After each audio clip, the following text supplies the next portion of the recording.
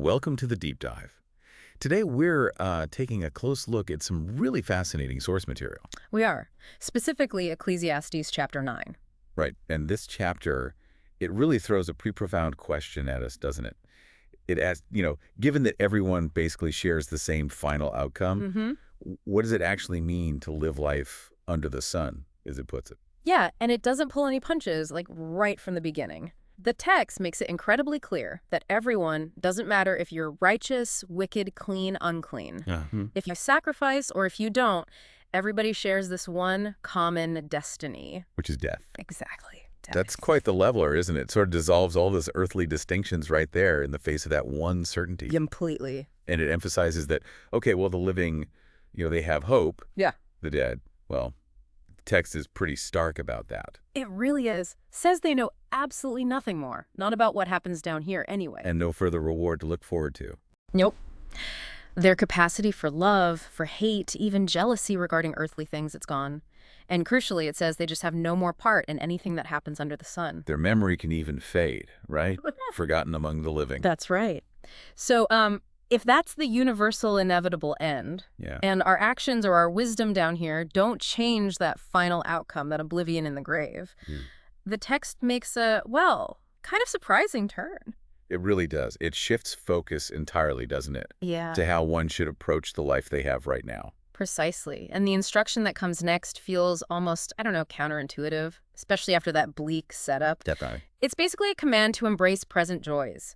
Go, eat your food with gladness, drink your wine with a joyful heart. Because God has already found favor in what you do in this life. Yeah. That's a key part. It is, and it gets quite specific, quite vivid about enjoying the here and now, Always be clothed in white, always anoint your head with oil.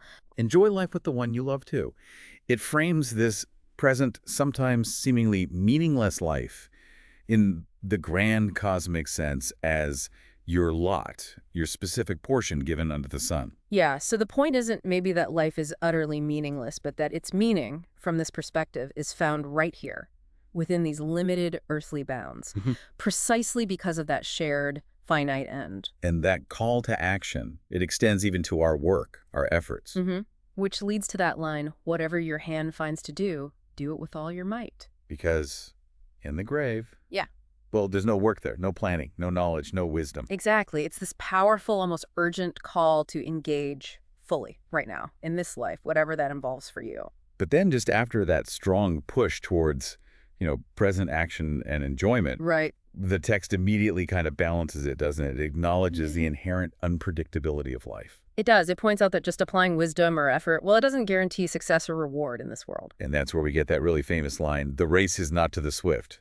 Or the battle to the strong. Nor does food automatically come to the wise or wealth to the brilliant. Or favor necessarily to the learned. Yeah. Such a crucial observation right after telling us to go all out. It injects that dose of realism. Definitely. Concluding that thought by saying, but time and chance happen to them all. Time and chance. And this element of chance means, you just never know when your own difficult time might hit. People can get trapped unexpectedly, like fish caught in a net or birds in a snare, as the text puts it. It can happen suddenly. And that idea is really driven home by that example it gives, right? The small city saved by a poor but wise man. Oh, yeah. His wisdom worked. It saved them. But what happened afterwards? He was completely forgotten. His wisdom despised, his words ignored by the very people he helped. Which just powerfully reinforces that earlier point about the limits of wisdom and effort under the sun. Wisdom is better than strength or weapon, sure, the text says that. But that little story shows it doesn't guarantee you earthly recognition or lasting influence or even personal reward. And it adds that little kicker. One sinner can destroy a lot of good. Highlighting how fragile things can be, how fragile the results of our efforts are against unforeseen things or, the actions of others. Exactly. So if we circle back, Ecclesiastes 9 seems to suggest our destiny is shared in death. That death is the absolute end of knowing and striving on earth, and that even with our best efforts, time and chance affect everyone. Regardless of wisdom or actions. What then does this chapter really point to as the meaning or purpose of living life under the sun right here, right now? That's the core tension, isn't it? It really is. Something for you to definitely wrestle with as you reflect on this fascinating text.